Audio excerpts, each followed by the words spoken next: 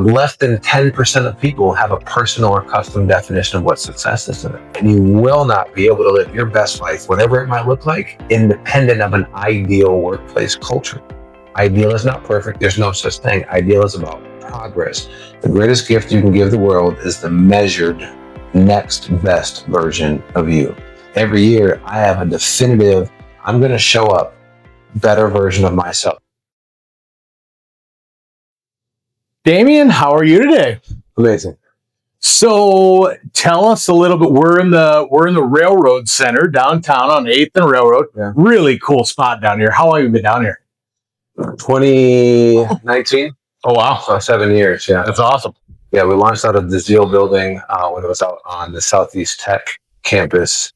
And then we came out here in 2019. So Do you love it? I love it. In Queen City across the street. Nice. And Well, you look like you're gaining weight, so you must not be hitting that up that much. You're just working out. I work out a little bit more. Good. Yeah. So tell me a little bit about what you do here. So I'm the CEO, co-founder of Think3D. We work with organizations to build intentional culture. So we launched back in 2016. We work with organizations from your banks, Averas, down to your smaller, 10, 15 person teams, really just building intentional culture by way of leadership development. A huge component of what we do, we're huge community advocates, and we started a program back in 2018 called Leaders of Tomorrow. And so Leaders of Tomorrow is a leadership development program. We kind of ask that question: how do we give the same content to underserved populations or people who might not have the same access to it that we give to your corporate clients? And so this Leaders of Tomorrow program, our goal initially was 500 people through the program by the end of last year, which is a big deal when you got to raise the money. You have to find the people, do the training, and then foster the community. We're actually over 1,000 graduates to the program. And so right now, actually 3 of our 8 current city council folks have gone through the program,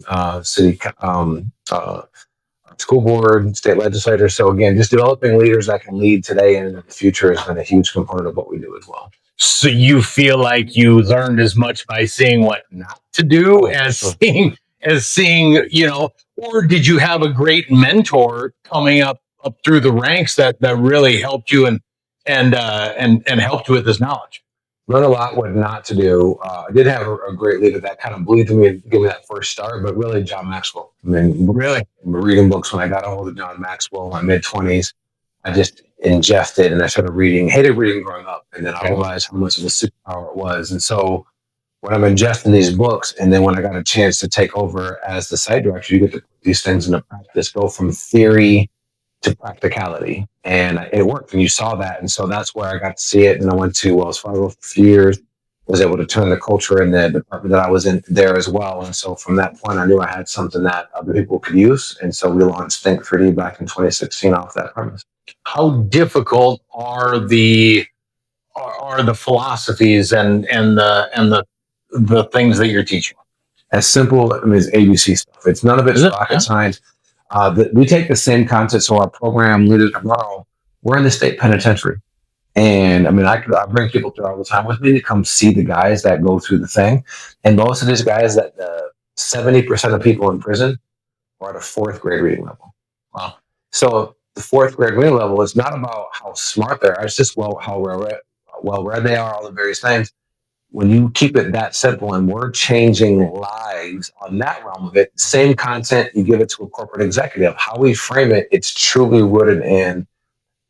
Those things are kind of like those aha moments. It's nothing, again, that's like rocket science based, but it's like that's simple, practical, doable. If you do X, then you will get Y. It really is that basic. And it all comes down to habits. Habits is one of the biggest gifts we can give ourselves. How much do you find trouble in your own personal life? Also, they can be difficult as well, especially as you get into longevity of habits, right? I would say decide you're difficult. I had someone ask me one time, Tamien, is it difficult being you? And they really know, like I have a 6-month mentorship program that I do called Author of My Life, and it's rooted in self-discovery. I developed it myself, and I went to the conferences, I went to the things, and I was tired of it not sticking. And so the core of those things, I sat back and I was like, is it really difficult being me? Perhaps, but I think It's people that don't follow that discipline. They have difficulties in their health that I don't have, or relationships, finances. So you're going to face difficulty one way or the other. And so I always tell people that most people get to meet me now and think I came this way. And that is the furthest thing from the truth. But to sum it up, I got fired from Smithfield. Okay. Who gets fired from Smithfield? An undisciplined 20-something-year-old. And so at one point I had no discipline in my life. And so my life today, where I'm now impacting thousands of people, is nothing more than a series of intentional habits, one built after the other. And so the core of that, I get up at 4:00 in the morning, I get out, I take cold showers, I do all these micro habits that I stack upon each other that allows me to be very efficient and effective and to be able to go through my days at a high clip. And the result of that is massive impact. And happiness, I assume, right? Lots of happiness. Yes, very happy. Like I really think that's the hardest part in most people's lives. They literally, I mean, they go to a job that they spend the vast majority of their life doing that they don't enjoy. Like, I think that probably, if you just stop there, if you could just get people to enjoy the work that they were doing, and if you don't enjoy the work you're currently doing, you have to go somewhere else. Like, that's a tough concept for people to even consider, because that's such a gigantic leap of faith. Well, what if I don't like the next place I go? Oh, what if this? What if that? Right? Where if you don't enjoy what you're doing the vast majority of your life, the odds of you being really happy are probably slim. Do you agree with that? 100%. This is a ocean-wide topic. You can think about it in this way, like, ask the average individual, how are you doing? You can hear the responses. Fine, I'm good, And a month ago, we were celebrating 250 years in America. Very cool. What were we really celebrating? Freedom. Freedom for what? Freedom to pursue life, liberty, and to happiness. And yet, how many people are really aspiring to really be happy? You all heard that before. Just be happy with what you have. Great bonus, yeah. You ever heard that from a happy person? Yeah, I think maybe more rare than not. The point of it is this: most individuals, we've accepted good enough. We've accepted fine. It could be worse. How many people? I asked this guy at a seminar this morning, and I asked the group. These are all well-off professionals, and I said, "How many of you, Adam, rate 1 to 5 on the pace to have the best year of your life?" And they thought about it, and most people, but they went money first.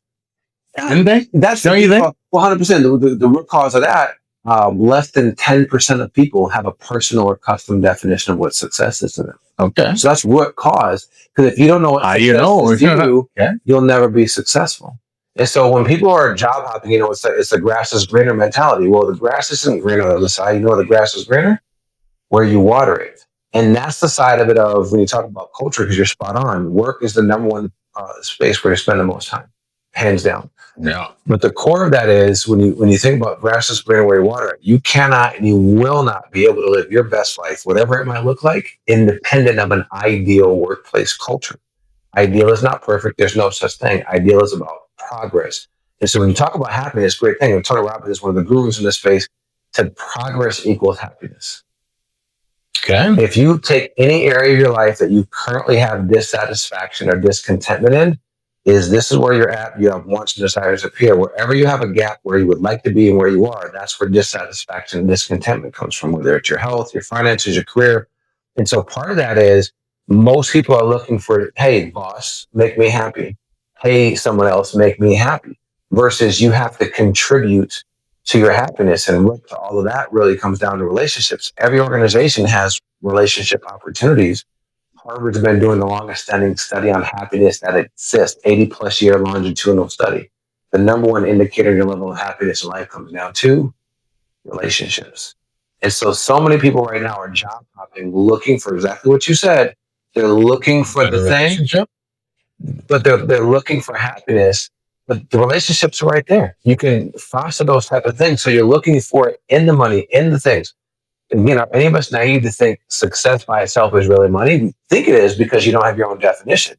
But you can turn on TMZ or E! News tonight, and you can see celebrities with money, power, and fame. They have a higher than average drug usage, divorce rate, etc. So that's not the real thing. It starts with what is success to you, and are you in the pursuit of that thing? Because it does. When you find yourself happy, every area of your life benefits. Wow.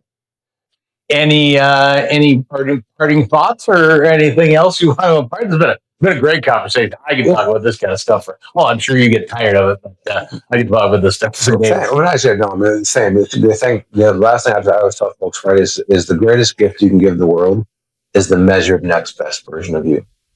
Give me that again. The greatest gift you can give the world is the measured next best version of you.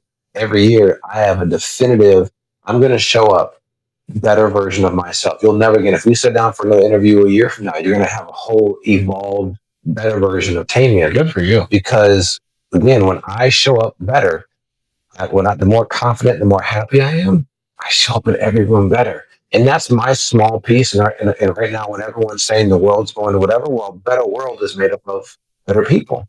So if you're not contributing to be a better version of you, then you're part of the problem versus the solution. And secondarily to that, then when you show that measured next best version of you, you give other people permission that it's possible for them too. And so make that commitment to yourself. You are your greatest assets. Invest in it. That's great. Yeah. Those words to live by. Yeah. He is literally making the world a better place every minute of the day. That's if you can say that. Most minutes. Well, I really appreciate you sitting down with me, man. This has been a lot of fun. We'll have to do it again. Absolutely. Appreciate it.